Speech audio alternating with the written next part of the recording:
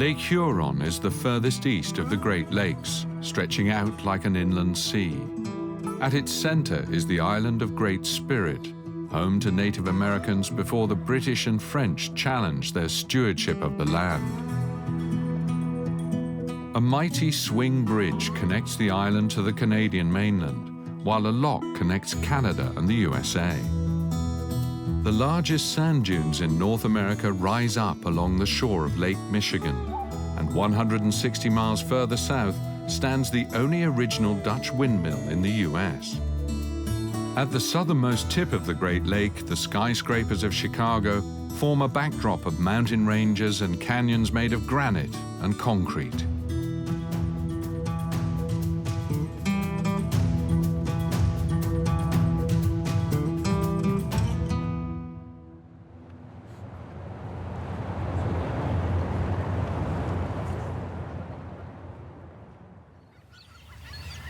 Our journey begins in the small ferry port of Tobermory in Canada's Ontario. From here, the ferry heads towards Manitoulin Island. The Native American name means Island of Great Spirit. Lake Huron is named after the Native American Huron people. It's an ocean-like lake, the water surface endlessly mirroring the sky. The route initially leads from Tobermory to Mindemoya, the main town of Manitoulin Island, then northwards via the Canadian mainland to the United States border. The first trappers traveled along these shores, walking until they arrived in Checagou, a Native American settlement that was later to become Chicago. The ferry drops anchor at South Baymouth, to the south of the island. Manitoulin Island is sparsely inhabited. There are many farms, as well as vast tracts of forests. At the heart of the island lies the Checagou Reservation. Grant is a Native American and an engineer. He grew up here in the heart of the island. You can see his people's territory from this plateau. When our ancestors first settled here, they settled in this area here, what we call West Bay, or in our language, Checagou.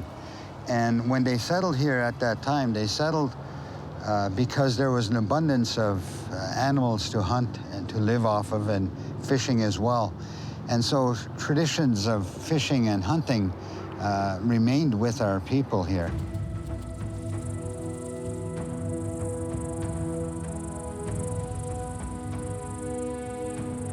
Many Checagou left the island, but many also returned to the territory that for them has always remained home. Our territory basically on this reserve is about 4.5 miles by 5 miles. South of here, to the west along the bluff, and then to the north, again along the waterline. It's home for all of us. You grow up, just about every one of us as kids has walked through all the territory, the bushes, we've been out on the water, we've been out on the inland lakes, we know where the fishing areas are, so it's a homecoming for many of those that returned, coming back home. Grant, too, has returned to Manitoulin to help transform the reservation into a modern community. He was soon running large technical projects and began creating a modern infrastructure. A part of that was the first wind farm on the island. I've been working for my First Nation going on 37 years this summer, all of my time in economic development. So I've seen our community grow from very small projects to very large projects like this. The wind farm was a major investment for the community. The technology was bought in Germany. Today, the wind farm is turning a profit, supplying electricity to areas beyond the reservation on Manitoulin. Okay, we got rotational speed about 4.1 meters, or mark that down, 4.1. We have rotational speed about 7.4, and we're going to check the menu to see how we are. We're doing good. We're turbine's in good operation. Perfect. Another good day. You're on call 24 hours a day. We have text messaging from the main office in Germany. If there's a power outage and I'm not at the turbine or I'm not too close, I get a text message, and if I can't make it here, I have 2 backup people that come in and they look after the issues that need to be taken care of. For the Checagou community, the wind farm was a genuine challenge. And for Grant, it is much more than just a successful project. For him, it is also proof that Native Americans can do more than merely preserving their traditions and can also drive advances in green energy. We had our grand opening. Many of our community members were here. We had the children's choir come out and sing an Ojibwe song, a song in our language. And while they were singing and the turbines started turning after we turned the switch, we had 2 little girls who stood beside the turbine, and as the shadow of the blade swept the ground, they were jumping over the shadow as if they were skipping rope. And it was quite an experience to see that the youth were part of this whole celebration and being involved and understanding what we were doing here. You're never far from water on Manitoulin. There are small island lakes and tributaries that all lead to the Great Lake Huron. The island was once part of the mainland. Evolution led to its separation, pushing it out into the lake.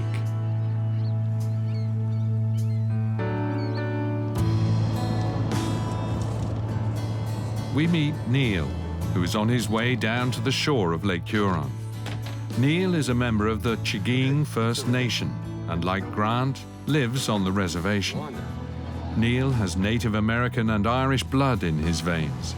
He is the most experienced fisherman in the region. Together with his friend, he heads out onto the Great Lake. They pass the swing bridge at Little Current, which connects the island with the northern mainland. Only beyond here does the great expanse of the lake open up. Neil wants to see what effect the changing weather of the last few days has had. And you can see those little pockets of pollen even on top. Like as the waves hit them, they break, right? So they're like little pods.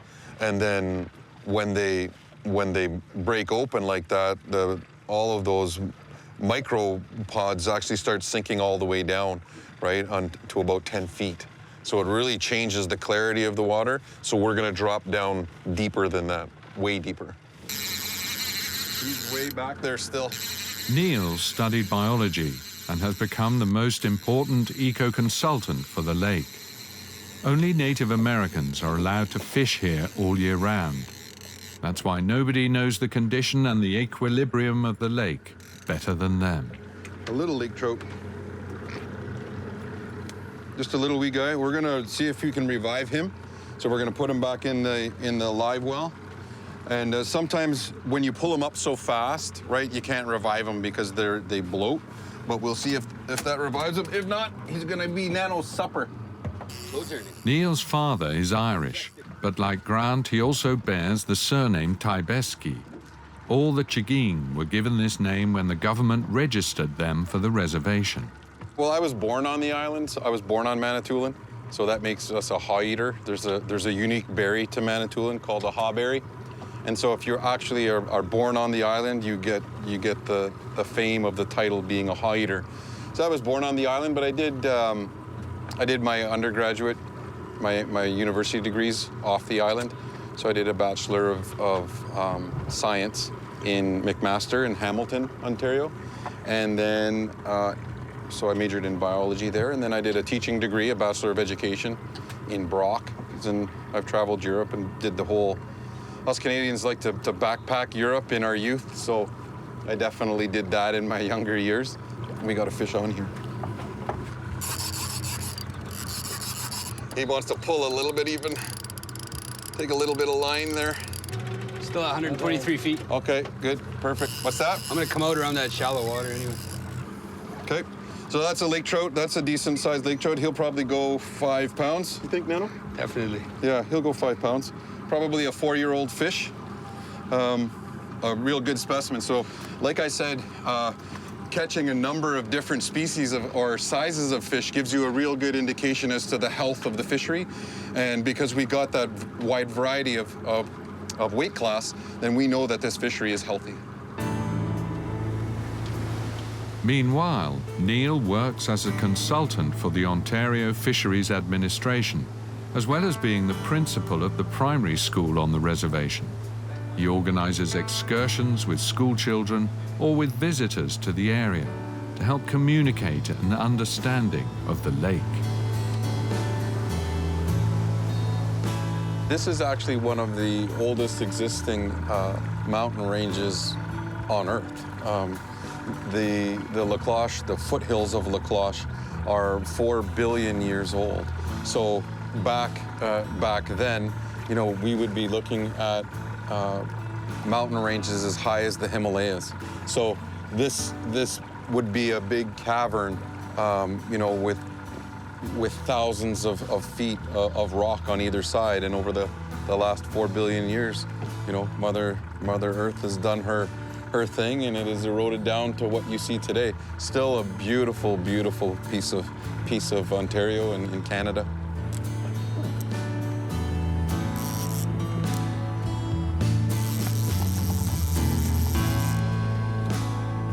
Neil and his friend Nano have no financial gain from their expertise when it comes to biodiversity and the lake's fishing grounds. They're not allowed to sell what they catch. That's the price to pay for the privilege they share with their forefathers of being able to go out on the lake and fish whenever they want. Neil and Nano have spent the entire day on the lake. They cruise back, taking the long journey via Lake Huron to Manitoulin Island. In the evening, friends and family come together at Neil's for a barbecue.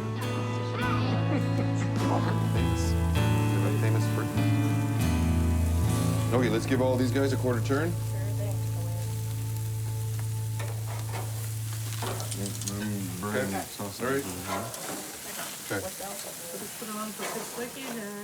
Neil's children, his siblings, nieces and nephews, his parents, everybody lives on the street that leads to the lake. It's peaceful and beautiful here, but lonely. Neil sings until dusk falls, and then his large extended family returns to their own homes. I will sing it. Sunday mornings rocking, the raindrops falling. I just love the sound they make. Tiny footsteps coming down the hallway just to see if we are both awake. Dee, are you up yet? We can't fall asleep. Can we crawl up in bed with you?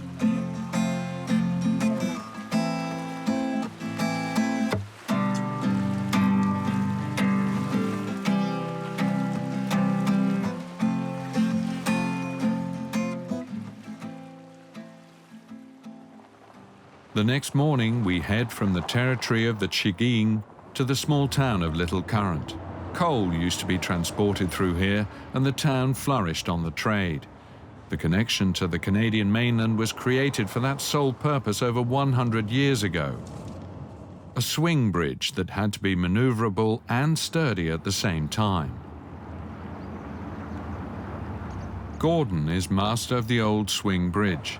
He's the machinist and responsible for keeping the bridge swinging day after day. I grew up on Manitoulin Island. It's been a part of my life. Ever since I was old enough to swim, I've been in the lake. And it's just, it becomes part of your life. To me, living where I wasn't on a lake just would not work.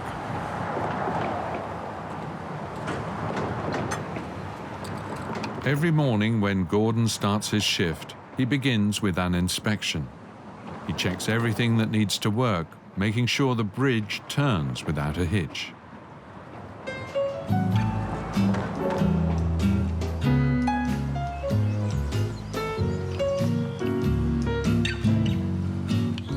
oils and adjusts, like a manicure or morning massage. The heavy-set man circles his iron lady nimbly and elegantly. This is where the main drive that actually drives the bridge. It starts from over there and goes 90 degrees. The bridge at one time was capable of swinging full 360, but once they went to electrical instead of just engine power, then they had to stay in a 90-degree swing because of electrical cables.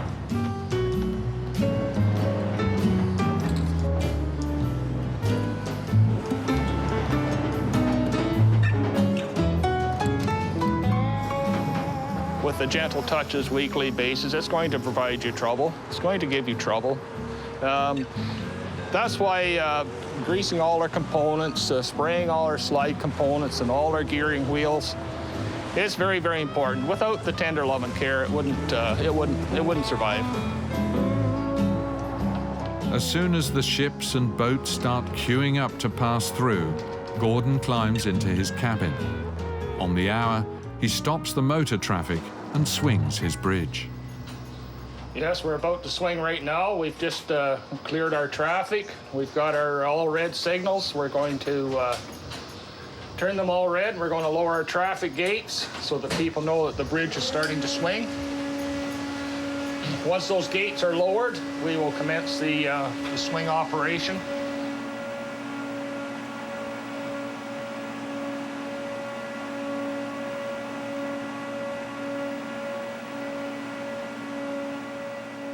The bridge begins its rotation.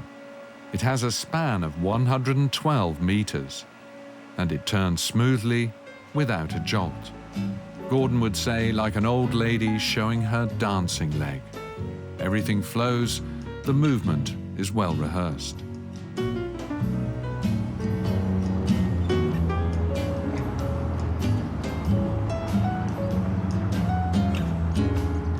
Swinging the bridge is pretty routine for someone who looks after it every day.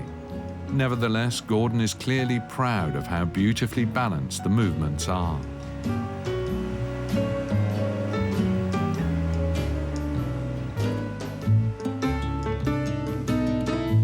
Gordon logs every single swing, as well as noting the current state of his lady, every day. Because each day traffic drives through from passenger vehicles to monster-sized trucks until winter arrives and the narrow strait freezes over. Hey, Ron. Hey, bud. How are things? Okay. Only the second Towards swing today. midday, Gordon's replacement arrives. Nothing out of the ordinary has happened. Gordon bids his Iron Lady farewell, I'll go as he with that one. does I'll turn every things day. Over to Ron there now for today.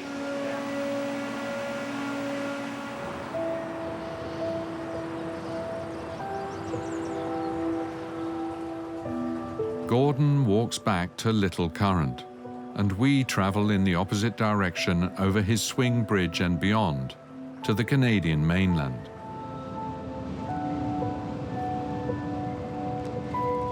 From Little Current, it's around 190 miles to the point where two of the Great Lakes meet, Lake Huron and Lake Superior.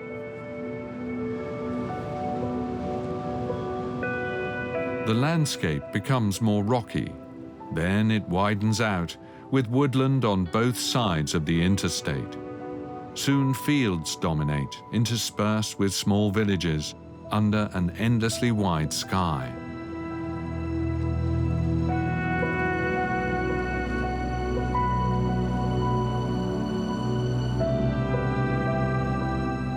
Finally, we reach the bridge that spans the confluence of Lake Huron and Lake Superior. Directly behind lies Sault Ste. Marie. There are two towns bearing this name, one on the Canadian and one on the American side. The lock is on the US side. It's a military zone with restricted access.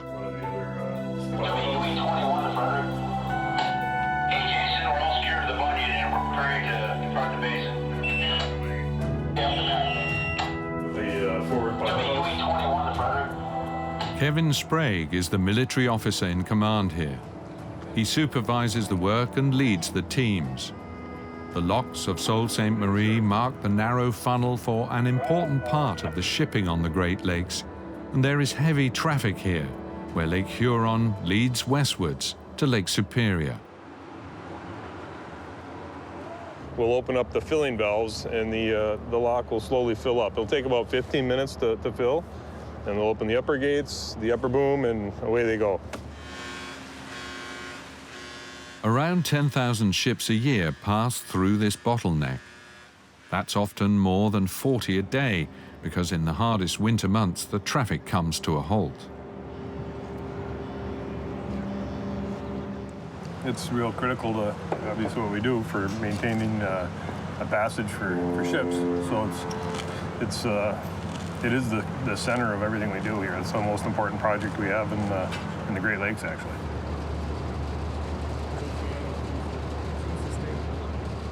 Together with engineer Joanne Gray, Kevin takes care of the facilities.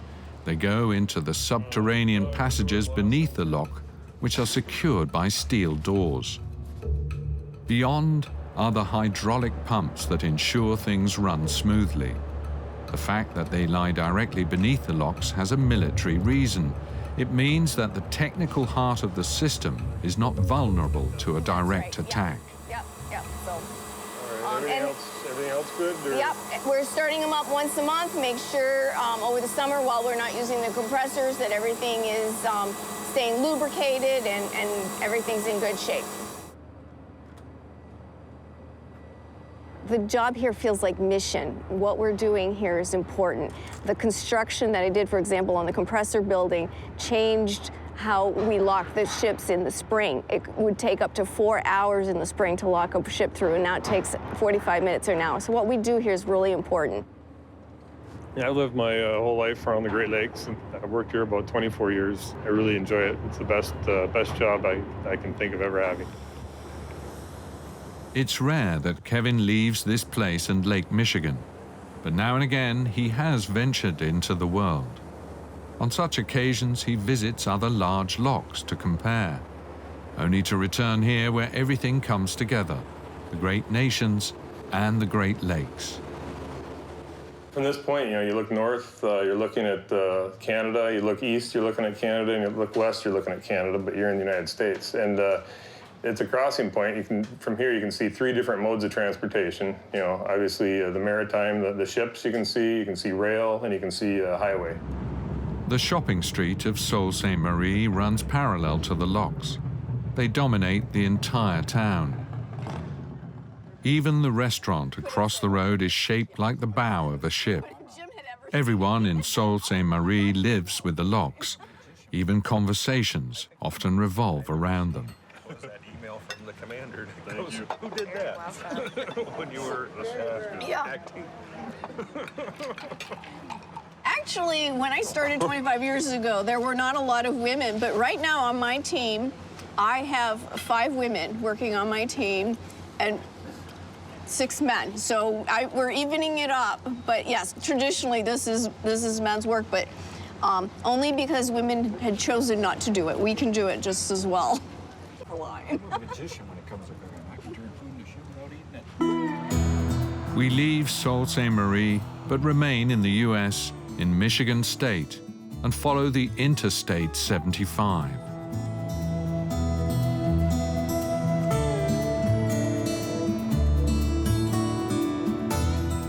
Then we reach the mighty McKinnock Bridge, which at a height of 100 meters spans the confluence of Lake Huron and Lake Michigan.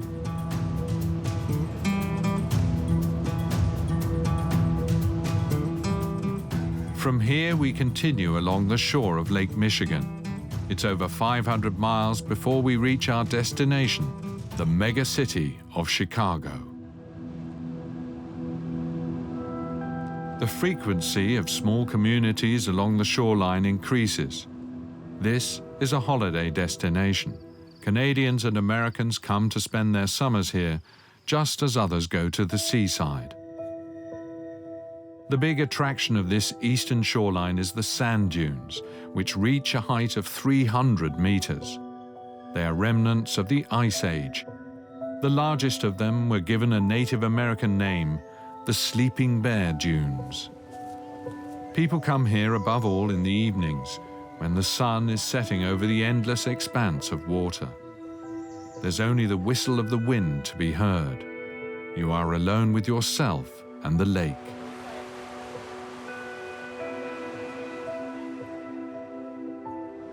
Empire is the name of the settlement close to the biggest dunes. It is a place that has no wish to conceal its colonial origins or the British influence.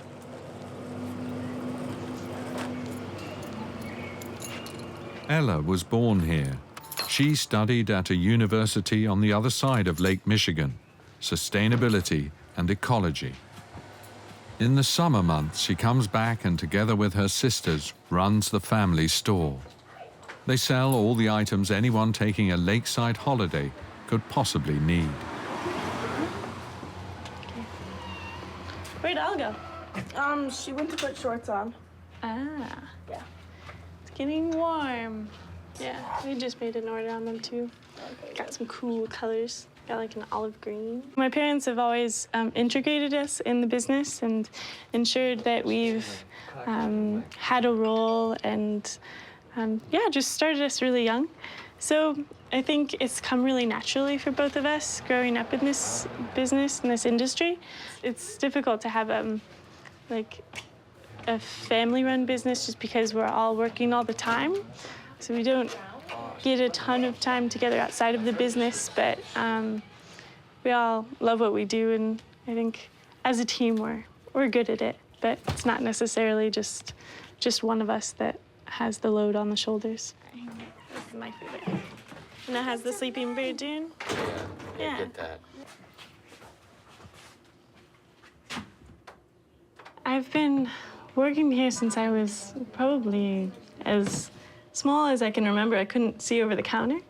But nowadays, I have a lot more of a role. Not only is it making sure that retail goes smoothly, but we do rentals and lessons, and I've created a camp. So on a daily basis, I just prepare those things for people.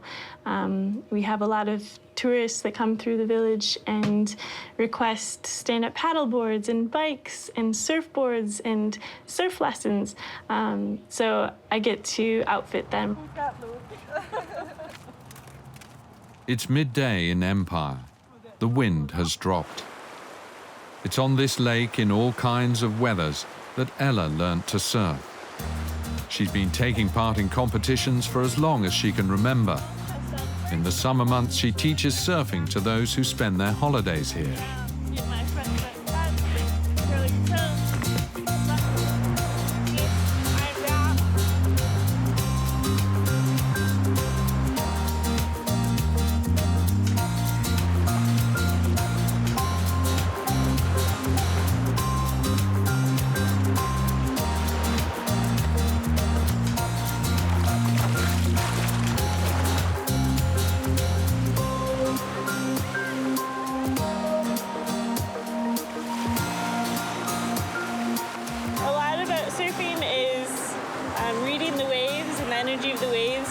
Talked a lot in the lesson about watching sets and determining what wave is the best wave to catch or paddle for. And, so yeah, in that sense, you have to be completely connected with how the water is moving and how the wind is working on the water.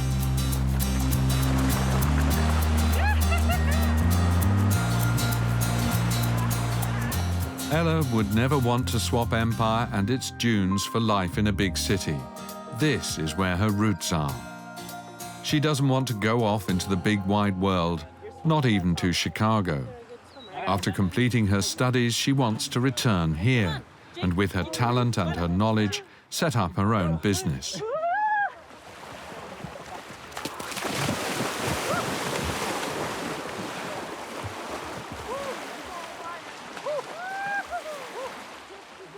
I find that like watching the sun go down completely is the best meditation. What's going on?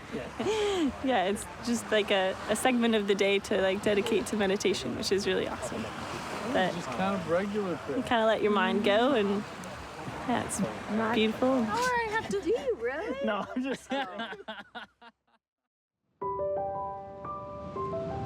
From English Empire via Frankfurt, it's about 160 miles to Holland. All these names indicate who the first settlers were who came to live on the lake shore. The city of Holland owes its prosperity to its university, which includes a campus and residential area. Holland is also the proud owner of the only Dutch windmill in the United States. The city fathers bought the original 18th century windmill in the Netherlands, had it taken apart and transported to the US by boat and reassembled right here. Alicia Crawford also grew up on Lake Michigan. She's the first and only American miller with a diploma to prove it.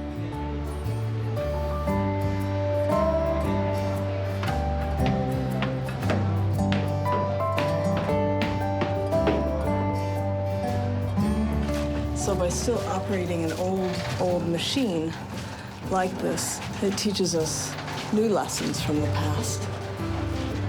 And that's what this mill is. It's a working machine meant to work, to grind grain for your daily bread. Unfortunately, it's still able to do its work, still today. Wind power drives the cogs that in turn drive the millstones. The speed with which they turn is not always constant, but follows the rhythm of the winds. Being able to adjust to that variable is an old skill that has to be learned. The flour is delivered to the bakeries in town. The wind, which is never constant, provides an added ingredient that other flour doesn't have. Alicia is convinced of that. It's almost the heartbeat of the mill. And you must be very in tune with the rate of the heartbeat, because then you know, is it healthy or is it unhealthy? Should you slow down? Should you speed up? And that affects the flour that you're making. So all of it has to be in harmony. It's almost like it's a special music in the mill. And as the miller, I have to know my music of my mill, because you'll know if there's a wrong note and when there's something wrong. You hear it, you feel it, you see it.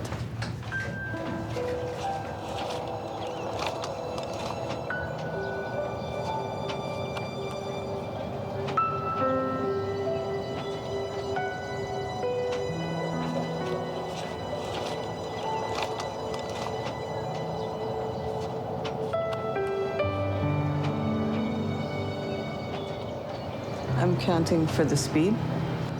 The blades are passing by the window. So then I get my speed of my power, and then I translate that to the speed and the rotation of the millstone.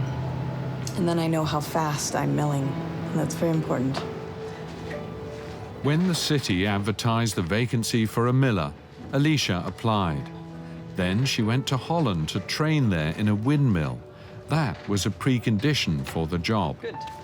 She then returned from the Netherlands back to Holland in Michigan, USA. I think I found the mill, but milling found me from a very young age. I was only 17 years old when I started working in a mill.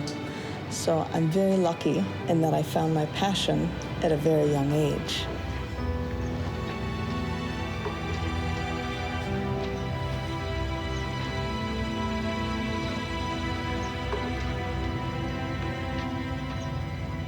Some of the grain, which Alicia sources locally, she sells on to a distillery.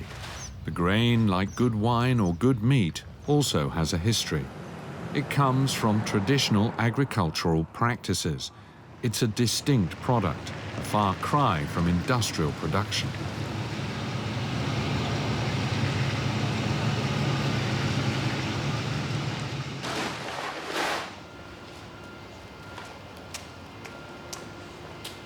Hey, Walter. How's it going? Good, you too? Where would you like it? The pallet, please. Okay, great. Since 2012, Walter Catton and Alicia have been working together. Walter transformed a former brick factory on the outskirts of Holland into the Coppercraft distillery. In his copper stills, he distills gin, vodka, and Dutch Geneva, which then matures in oak casks.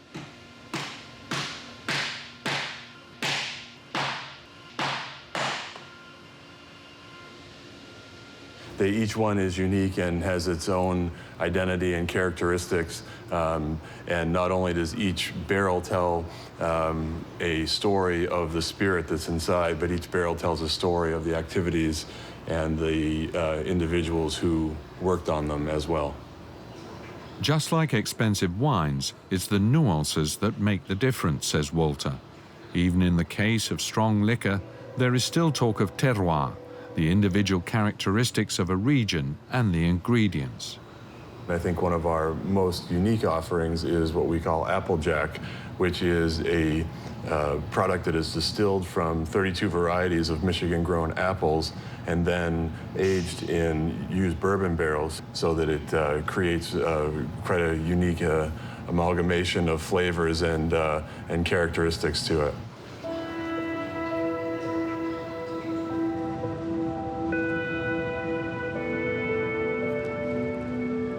It's 150 miles from Holland to Chicago, once the largest city in the United States, and alongside New York, one of the biggest cultural melting pots. First came the Poles and Germans who worked in the slaughterhouses.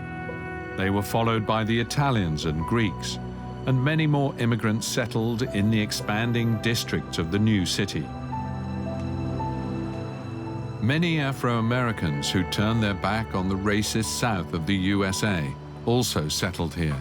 They brought with them the music of the southern states, turning Chicago into the blues capital of the world. The judge put the fucking cops in jail. I want to know. Yes, I need to know. Please, tell me what kind of woman is this? At the beginning of the 20th century, Chicago was growing faster than New York. Hundreds of thousands flocked to the city. As a result, the city began to grow vertically, and it was the birthplace of the skyscraper. The fastest city railway line soon followed, snaking its way on stilts through the high-rise canyons.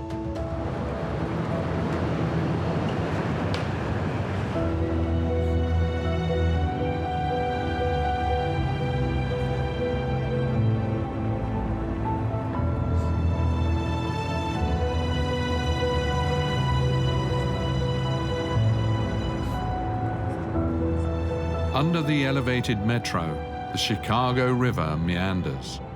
The river used hundreds of years ago by Native Americans to reach the Great Lake. Today, it is a megacity on the lake shore. In summer, everybody is drawn to the beach and Lake Michigan's long promenade.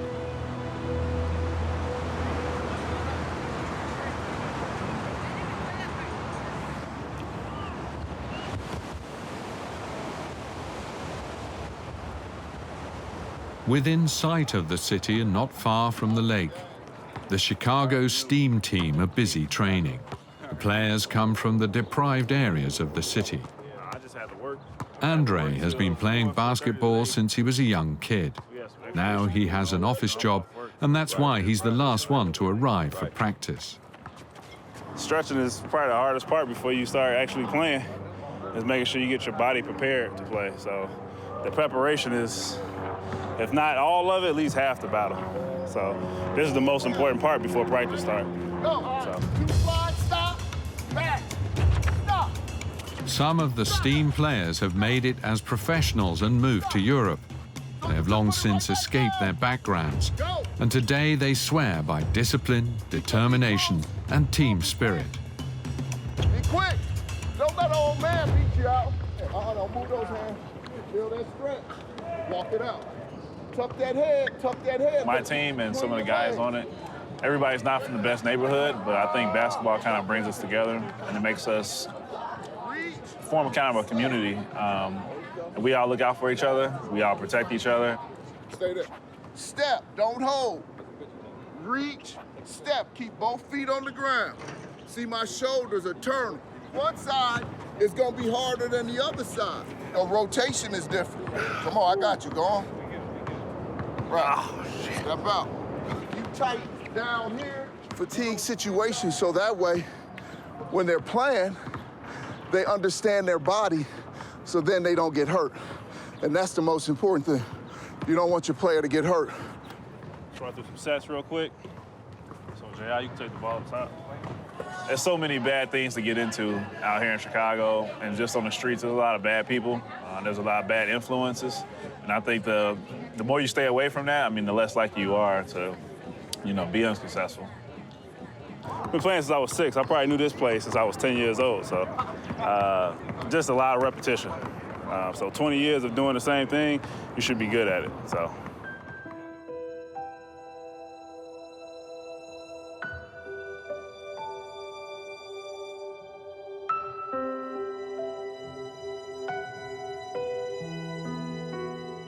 The Chicago Steam Team is not legendary like the Chicago Bulls, who made their city the global capital of basketball. But the sport is and remains a touchstone for many young men from poorer backgrounds and offers them a chance to reach beyond the confines of their origins.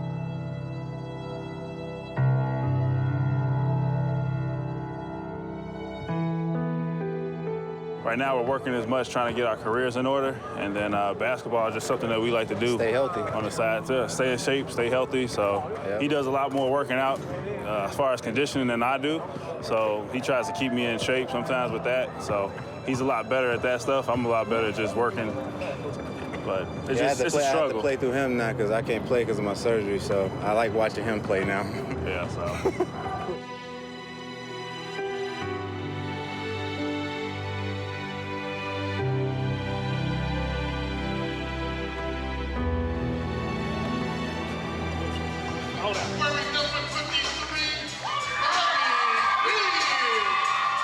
Like everywhere in the country, the Chicago Steam League games take place at the weekend.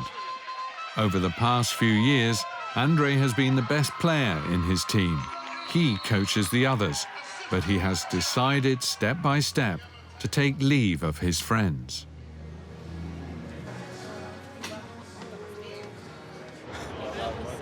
He goes out with his girlfriend and his parents. He has a new job in a larger company, wants to get on in life like everyone else who sees Chicago as a great opportunity.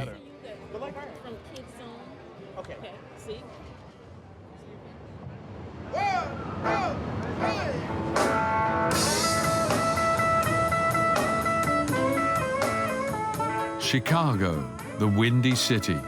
The city whose winds roll in off Lake Michigan to bluster through the granite canyons.